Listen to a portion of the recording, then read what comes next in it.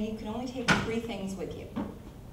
I bet a lot of you have played that game, right? I mean, it's a compelling question. It speaks to a sense of urgency, it's got a sense of drama, it asks us what's really important to us.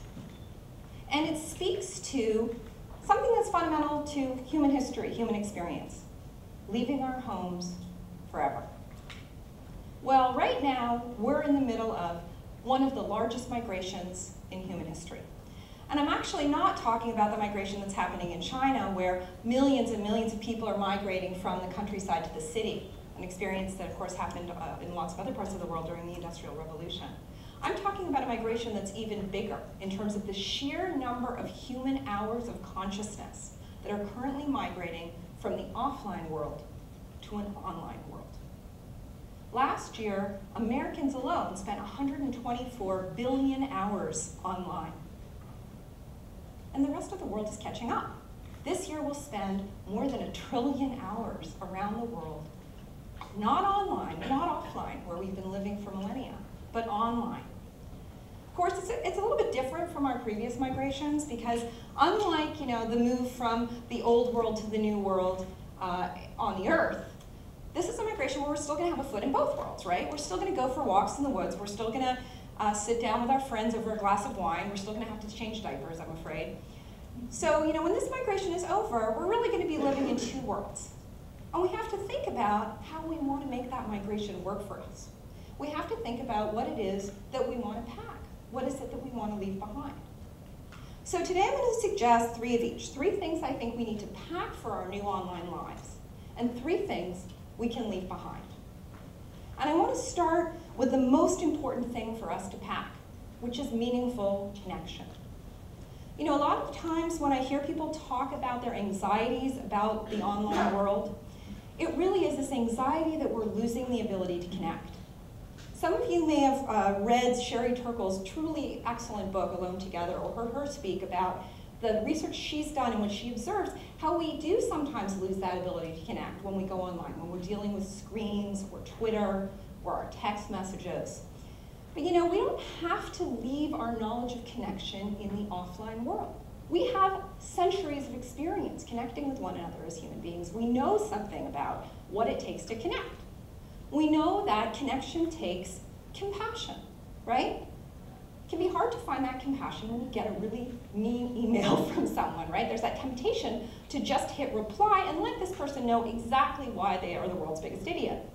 Well, a little compassion can go a long way in that circumstance. You can take a moment, instead of hitting that reply button, to think, what is it that would have made someone say this or send this? And of course, the second thing that can really help with connection, with meaningful connection, is a sense of curiosity. There's a lot of stuff that you come across on the internet where you just think, why on earth would anyone do this? I mean, I hear this from people a lot myself, right? Because people say, why on earth would you post that on Twitter? Well, usually it's kind of a rhetorical question. It's really meant more to say you're an idiot for posting that on Twitter. But what if you actually took the question seriously? Why did you post that on Twitter? Why are you part of a head-shaving fetish community? This is not a hypothetical example.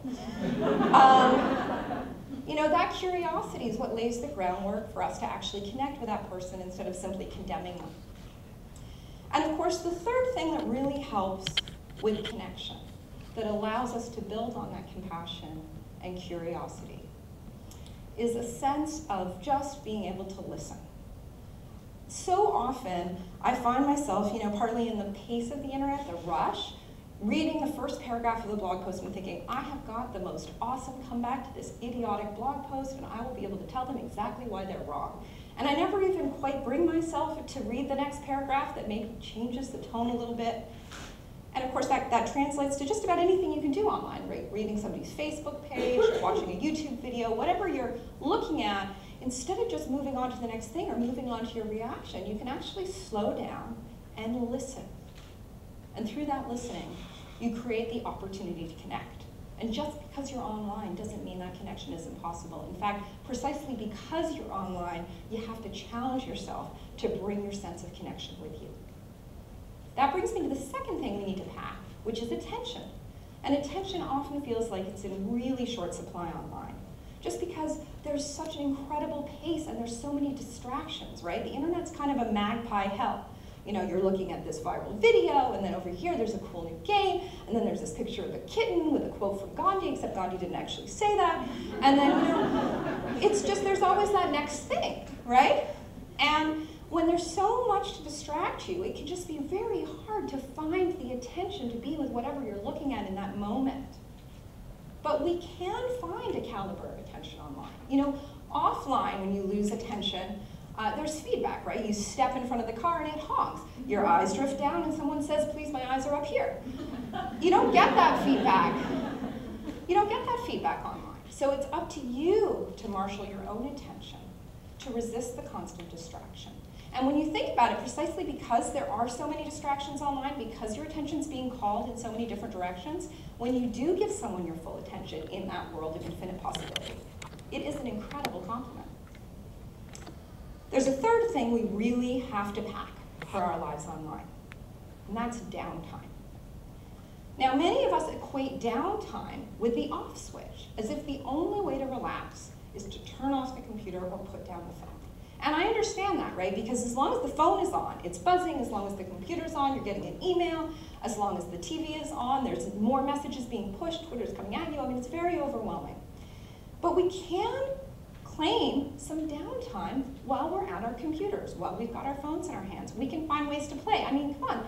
Has there ever been a more extraordinary access to relaxation than all of the incredible movies, music, games? I mean, there is a lot of potential for us to relax and have downtime online.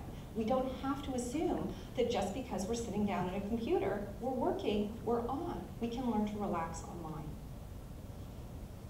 I should probably at this point confess a little bit about my own packing religion.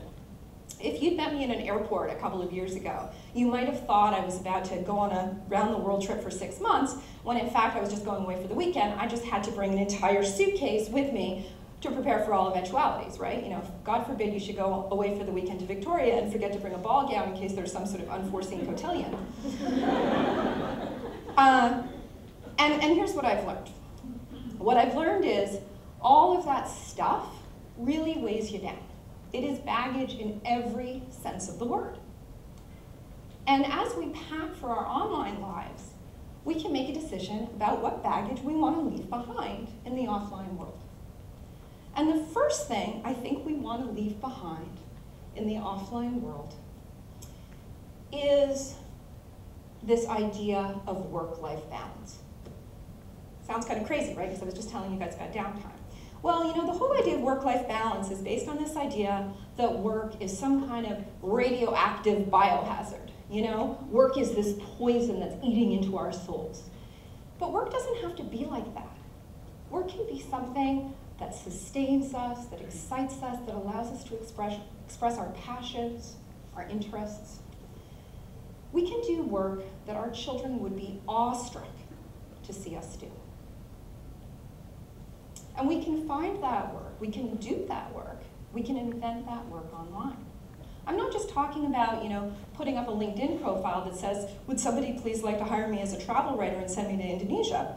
I'm talking about, you know, using your life online to express what you're passionate about, to share your interests and passions, so that other people can see them and, you never know, actually ask you to do that work. I mean, that's how I found my work in social media. My husband and I would come home from our jobs and we would blog, and I guess we weren't tweeting because Twitter hadn't been invented yet, but you know, we would blog and play with these different online tools and talk about how we were exploring them, and before we knew it, people were calling us and asking us if we could help them do that in their organizations. And so that's why I'm such a believer in the possibility of the internet to help us find work that doesn't ask us to balance our work lives, to contain our work lives within the 9 to 5, you know, box, but actually to integrate our work and our lives so that we're able to experience that kind of passion and joy 24/7 and leave the balance beam offline. A second thing we need to leave behind is our inner jerk. You know, there's this whole romanticization of the internet. On the internet, nobody knows you're a dog, right? On the internet, nobody knows that you're black, you're female, you've got a lisp, you're too tall, you're too short, your ears stick out, whatever it is. So, you know, we have this idea that the internet may potentially be free of prejudices. Except, of course, what we see is that a lot of the prejudices we have in the offline world have followed us into the online world. And in fact, we've acquired some new ones, right? Can you believe she has a Hotmail address? Can you believe he types like that? Can you believe she uses LOL in a business letter? I mean, these are just, a new generation of prejudices, and of course the old ones have come too.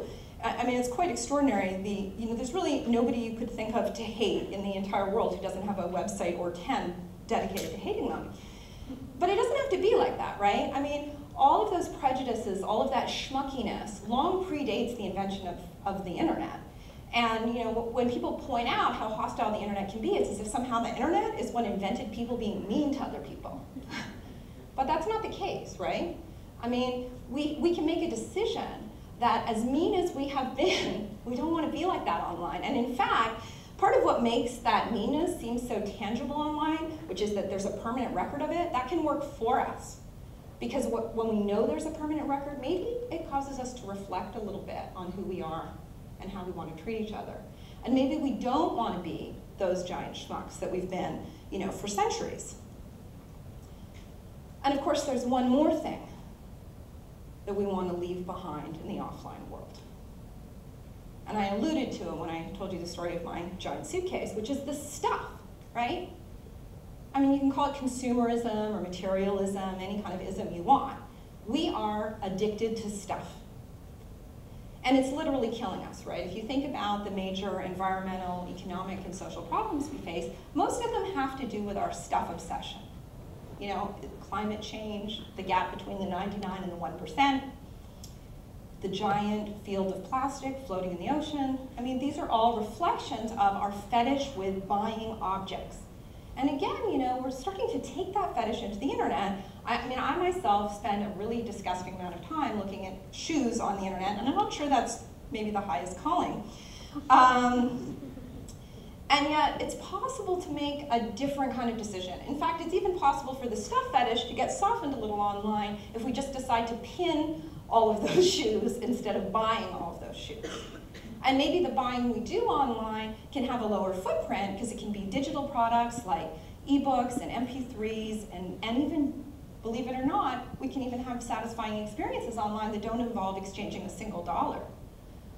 We can experience the gratifications of expression, connection, experience, and maybe we can leave the stuff toxin and all of the problems that it's brought with us in the offline world.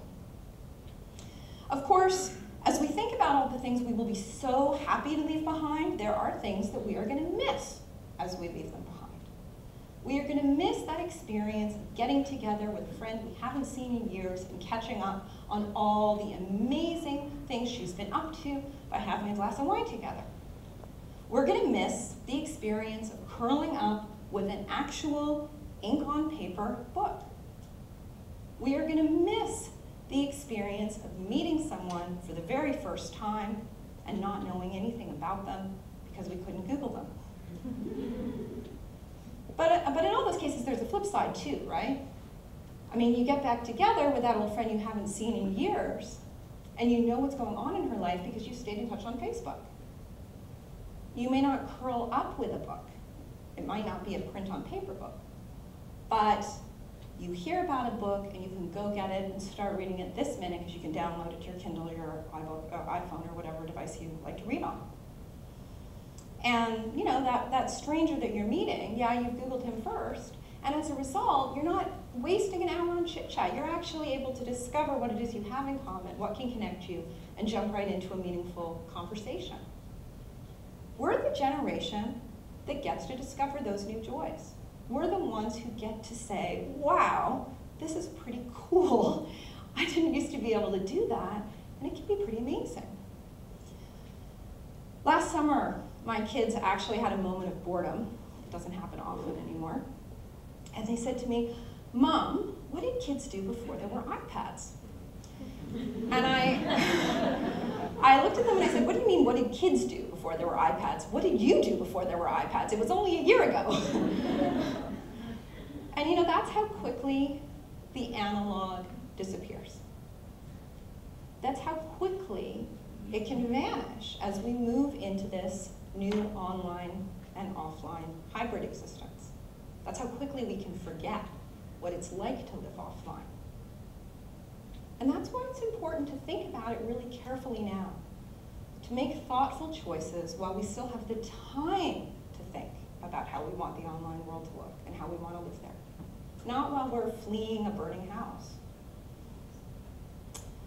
And so I really encourage all of you to start making your packing list, to think about what you want to take with you into the online world.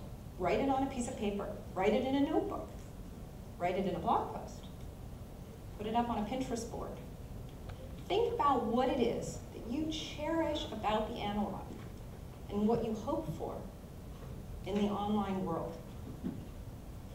Because the techno-pessimists, the techno-optimists, they can't do it alone for us. The techno-optimists, rush so quickly into this online world that they may forget what it is we need to pack from the analog.